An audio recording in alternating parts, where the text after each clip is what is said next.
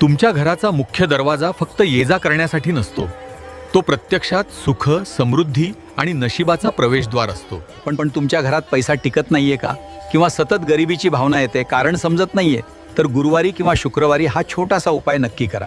एका लाल कपड्यात थोडी पिवळी मोहरी घ्या, त्यात 2 गोमती चक्र आणि 1 तांब्याचं नाणं ठेवा.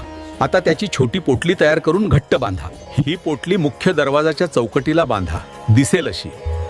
आतून किंवा बाहेरून बांधा, पण लोकांच्या नजरेत आली पाहिजे. हा उपाय केल्याने वास्तुदोष कमी होतात असं मानलं जातं आणि घरात सकारात्मक ऊर्जेचा प्रवाह हळूहळू वाढतो.